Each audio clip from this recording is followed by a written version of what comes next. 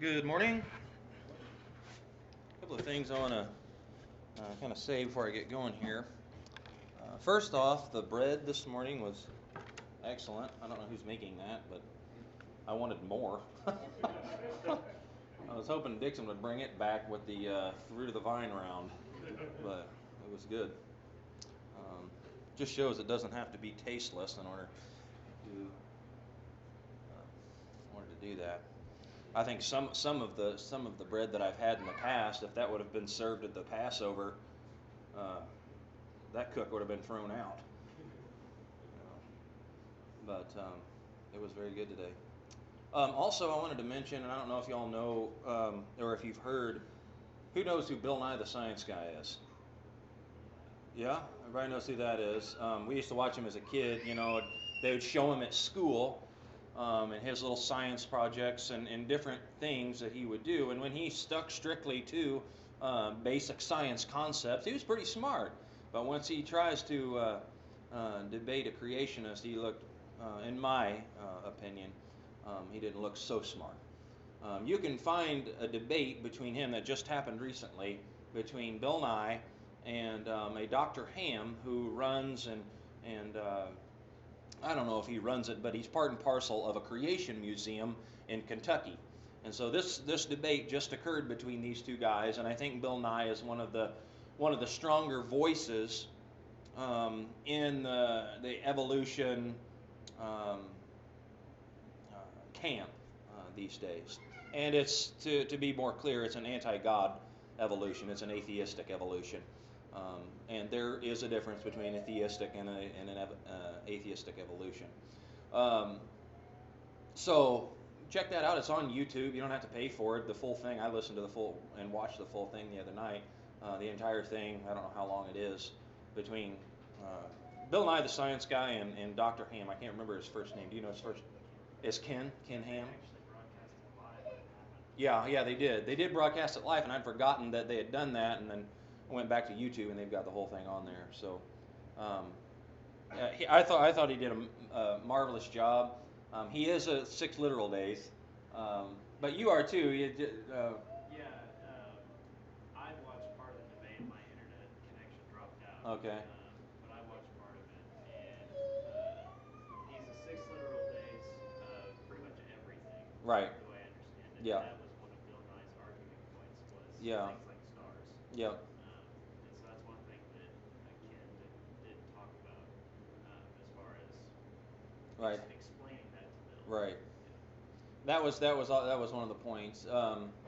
But the basis from which he makes his arguments wasn't a teleological or a design argument. It wasn't the moral argument. He takes it from a completely different angle. In that it's required for a person who believes in atheistic evolution to have faith. They have faith in a very large gap of information that they can't find. And so they have to have a blind faith. So it's interesting from where he made the argument. Anyway, I wanted to get those couple of things out of the way. Uh, have you ever had a dream that was really, really powerful and interesting, and you wake up to have forgotten what it was about?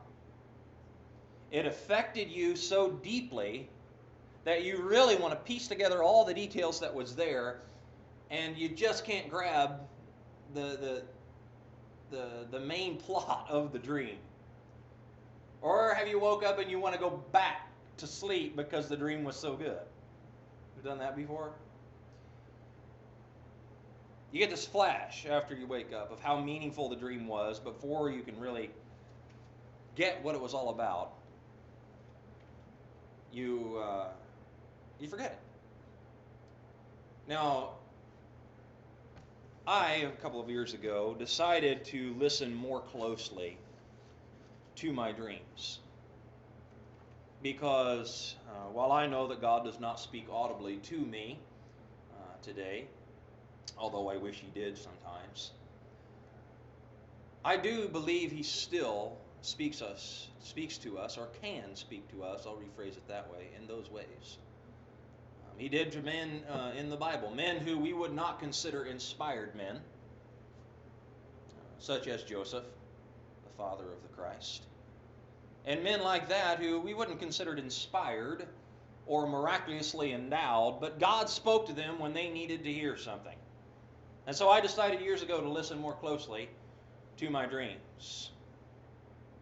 Now, when we have a dream, and we can't get what it was about, and we forget it, and we wake up and go on about our day, I liken that to the Christians, not just the Christians, but mankind's passion for justice. We dream of justice daily. Now, what do I mean about when I say justice? Well, we want things to be right. I want you to treat me right. I want you to treat me fairly. And if we have any compassion at all, we look at the world beyond ourselves and see people being treated unfairly, and we want them to be treated fairly. Does that always happen? Mostly it doesn't, right? Mostly the world itself is unjust. And so we see just briefly in a dream, I guess, a world where things are great. We see a world where things are right, a world where societies function fairly, where societies function efficiently, a world where people not only know the right thing to do, but they actually do it. Okay? That's what we dream of. But then in the end, we wake up and we come back to this reality that it's just not so. Justice isn't here a lot of the time. But what are we hearing when we're dreaming those types of things? Is it just pie in the sky hope that good things could happen? That things could be right? Is that just a dream that is never going to come true? Like my dream to play in the PGA someday? That could come true for somebody, but it won't come true for me. Is there a voice in what we're hearing? Is there a shadow of a voice or an echo of a voice that we are hearing? This lesson and again next week's lesson, and there may be more to follow, will stand on this point. Every man has heard the voice. Maybe not an actual voice, but the shadow of a voice. And I'll explain that. This voice continues to echo in our imagination and in our subconsciouses, in our dreams, so to speak. We want so badly to experience what the voice is saying, but we feel it's out of our reach. The voice is saying that things can be right, that there is good to be had. And the voice continues calling and luring us to think that there just might be a thing called justice for all. But we're like moths trying to fly to the moon. We know that there's something called justice. We know it. But we just can't quite get to it. We see it in the smallest places of our lives. You go to a school playground and you don't have to stand there long and listen to hear, that's not fair. All right? Just come to my house. It's like a school playground. Okay? You walk in there, or if they're with their cousins or something else, and then there's a house like with 80 kids in it, you don't have to listen long for somebody to hear someone say, that's not fair, to cry out. He took that from me. I had it first. What are they crying for? Justice. That's not right. You don't have to teach children about fairness, okay? You don't. Because they're always being wronged in some form or fashion, right? A sense of justice or fairness comes with being human. Now, you may indeed ignore that through life.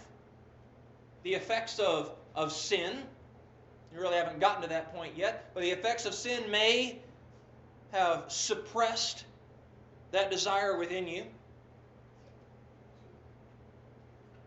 But we want it. We want the justice. We know it exists. When you fall off your bike and you break your leg, what happens? Well, you can fix the bike, right? You can fix the leg, kind of. You can fix the bike, you can fix the leg, you can fix a broken toy, you can fix a broken tractor, you can fix a broken house. So why, with just enough effort into it, can we not fix justice? Why can we not make things right? When we see things going wrong, in whatever avenue of life it is, whether it's here at home, whether it's domestic or foreign, how come we can't make it right? How come we always fail in those endeavors? It's not as if we haven't tried, right? We've tried to do that. We have laws and lawmakers and courts and police and so on and so forth. And in some ways, the laws and those making the laws and the courts, they bring about a sense of justice. Or perhaps they make us long for it even more, as they sometimes fail to get it right. The innocent sometimes are tried, and they're convicted and put to death. People hurt other people and get away with it. That sense of justice, regardless of how many laws and whatnot we put in place, seems to slip through our fingers, doesn't it? We want to put things to right. Now, don't get me wrong, there are times when justice is served, okay? And I believe we live under, whether or not we're getting it done in an efficient fashion. I believe as our laws here in the United States of America and the opportunity to be tried by a jury is the absolute best way you can do it. But sometimes we get that wrong. Sometimes the jurors get it wrong. Sometimes the jurors may be paid off in order to get it wrong or right in a certain way. All this injustice, unfairness, and we want it to stop. We swore off genocide after the Turks killed millions of Armenians from 1915 to 1917. No more genocide. That's awful. We don't want to see that happen again. Even we as Americans looked abroad and we said that's a terrible thing to happen. We don't want that to go on anymore. But Hitler and the Third Reich followed shortly after this, didn't it? We need justice and fairness. That was not fair to those people. Let's not do it again. And then came Hitler. In my lifetime, I remember when I was in high school, watching on the news the people in Rwanda and how many of those people died senselessly. Innocent people, women and children. And we say, why? That's not right. I could go on with all of these, the bad stuff. But you get the picture, don't you? That something isn't right, and that there is a voice in each one of us crying out, saying, this has to be better. Something more is there. We see the injustice, and we say things must be fixed. Is it just a dream that it can be fixed? Is it just a dream that it could be put to rights? As I kind of mentioned, the purpose of this lesson, and any that follow, is to show that there is a reason why we have these dreams, why we hear these voices, and why we have these longings. The reason we hope and long for justice is directly tied to the voice that speaks to us all. Directly. The voice itself is the voice of someone who cares very much about this world. It's about us and who wants more than anything for the things in this world to be put to rights. As followers of the one true God, all of us in this room are, our belief is this, and for anyone who may listen to this lesson later via the recording, our belief is this: the reason we think we have heard a voice is because we have. The reason you believe you have heard the voice crying out against injustice and poverty and pain and disease and destruction and death is because you have. It's not a dream. And there is a way to get back in touch with that voice.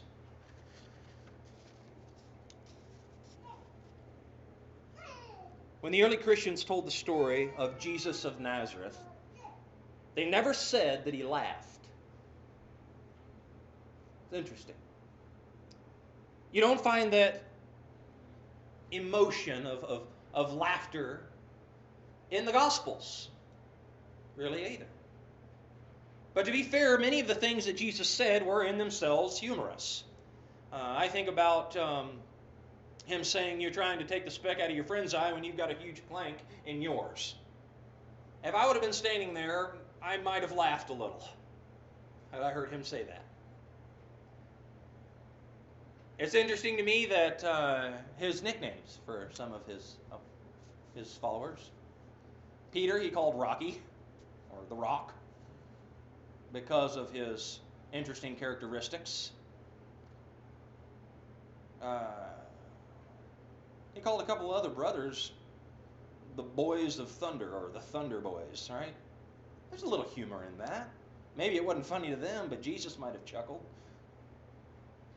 So there is a sense of humor, but it never says that Jesus really laughed. But he had a relationship with people where he could talk to them in that way.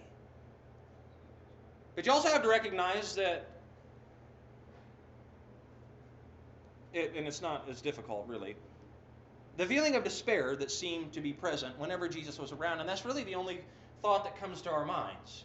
When we hear him teach, as we watch him in our mind's eye or in our imagination as we read, we get this feeling of despair that's constantly around him. People gathering around Jesus, and why would they do that? Why did people, just absolutely throngs of people, surround the Savior? You can answer. I won't get mad. They wanted something fixed, right? They were ill. They were hungry. Even Jesus mentioned that. After the 5 loaves and 2 fishes, the people followed him. And what did he say? You're just coming because you're hungry. And so there was always a despair, a feeling of want. They felt that life wasn't fair, and hey, this guy can fix some stuff. Isn't this the carpenter's son? Yeah, but he can fix more than wood. Fixes everything. And so people followed him. Sick people, sad people, people in doubt. And Jesus describes their condition in this way, Matthew chapter 9, verse 36. But when he saw the multitudes, and see if this describes us in a way. When he saw the multitudes, he was moved with compassion because they fainted and were scattered abroad as sheep having no shepherd. They didn't have a leader. Things were broken. And though he healed many of them, it wasn't just as if, and please catch this, he healed many people, but it wasn't like he was just waving a magic wand and trying to impress folks. When he did it, he felt the pain that they were going through. Take in that phrase, he had compassion on them. He shared the injustice with the people. And Jesus was painting a picture of a world that God would create through him, through his death. And we'll explain more about that later on and provide scriptural evidence for such. Jesus wanted the people to know that good would triumph over evil. Joy would triumph over sorrow. And from the very beginning, the followers of the Christ have maintained that Jesus took the tears of the world and He made them His own tears. And He carried them to the cross in order to bring about God's rescue mission. Tears of injustice and pain and sorrow, people feeling like things were unfair. He took them to the cross and He started a revolution like none has been started. But since Jesus came and He died, it seems we've really fallen short, right? And maybe the skeptic would ask, well, if the death of Christ should have marked the beginning of all things good and right and justified, then why have Christians fallen so short? Have we? Well, yes and no. There's still so much sorrow and pain in the world, but the influence of the Christ has undoubtedly left its mark. And I could give hundreds of examples where that's been the case. Hundreds of men that have followed the Christ and made an indelible mark on their lives and so many lives around them. So many people have experienced justice and tasted it. And it's if God, as the cry for what is fair became louder and louder, God brought His Son, began the rescue mission, and it absolutely magnified the possibility of it becoming a true event. I'll offer one example. I believe we're sitting on top of it. The United States of America, its founders were driven by the principles of what is right and what is good. They sought after liberty and justice. Where did they get that? From not only being followers of the God of the Jews, but because they were followers of the Christ. Men who founded this country on the principles and the teachings of the Bible. They created a government for the people, enabling men to pursue what? And the pursuit of what? Happiness. Where did they get all that stuff? Well, you guess what? They heard the voice too. And they saw that that voice was magnified in the Son of God. And having the position that they did, they made sure that that went abroad and was heard across the land. But we see those things fading now, don't we? A little bit in our country. We see injustice, more change, pain, sorrow multiplying. It reminds us of our passion. Every time things get bad, as a Christian, we are to be reminded of the promises. We still hear the voice, which, because of Jesus, grows louder and louder. The voice wanted to be heard, friends. The voice that we're talking about, the dreams that we have had, the echo that we are hearing, the shadow of this voice wanted to be heard, so He sent His only begotten Son to amplify and broadcast that sound. Did it work? You bet it did. And we're sitting here this morning, hearing it loud and clear. Loud and clear. And the next question is, what is to be done about it? Well, on God's end, there's nothing we can do. He's got it all under control, and you can bet that one day He'll bring it all to a head. And then He will keep His promises. And that this world and His crown jewel, men and women, will be made new. Why do our relationships suffer? Ever notice that? How our relationships suffer? If you don't wrong me, eventually I'm going to do something to make you mad, right? If I don't make Jennifer mad, eventually she's going to do something to irritate me. And it doesn't matter how close your relationships are. Our relationships suffer, don't they? Why is that? Well, we can say, well, because of ego, or searching for our own good and our... I want to have a leg up. Subconsciously, I'm trying to do what's best for me. So our relationships suffer. What is that from? Well, it's another cry of injustice. Makes us want something right and good. And in the last one of the last songs we sang, I meant to bring it up here and mark it, but it mentions that our relationships can be mended by the Christ. Why do beautiful things, those things of the earth, turn ugly? The tree, it's so beautiful, dies of disease. It's in your front yard. I love that tree. And it dies of some disease. A tomato plant that you spend time nurturing. You love it. Waiting for it to produce fruit. And all of a sudden it gets this fungus. And you're like, what do I do? And then it dies. Or the fruit that it produces is no good. We see all these things and we think, why? I often think that to myself, I wonder what the first tomato plant looked like. And God made it whole and beautiful. And then whenever the seed was planted, it actually did what it was designed to do. And is it a dream to think that may indeed happen again one day? One thing I want to point out this morning before we wrap up, and I wouldn't say that it's more important than the suffering of our relationships, because we know that those hurt when things go bad between myself and a loved one, or you and someone you hold dear. That hurts, makes us cry for justice, makes us cry for fairness. It hurts when we look at the creation of God, and especially when you spend hours and hours trying to produce the fruit of the ground and it just doesn't come.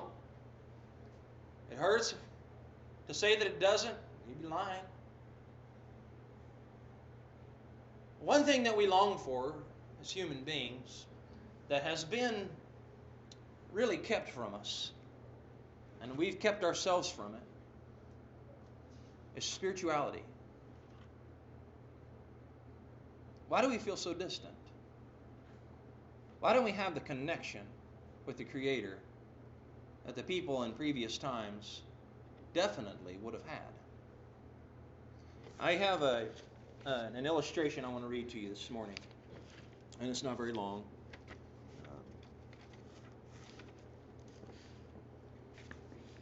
It's called The Hidden Spring. Follow me on this. There was once a powerful dictator who ruled his country with an iron will. Every aspect of life was thought through and worked out according to a rational system. Nothing was left to chance. The dictator noticed that the water sources surrounding the country were erratic and in some cases dangerous. There were thousands of springs of water, often in the middle of towns and cities. They could be useful, but sometimes they caused floods. Sometimes they got polluted, and often they burst out in new places and damaged roads, fields, and houses.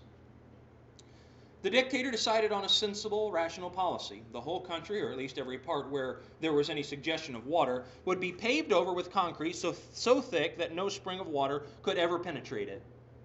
The water that the people needed would be brought to them by a complex system of pipes. Furthermore, the dictator decided he would use the opportunity while he was at it to put into the water various chemicals that would make the people healthy.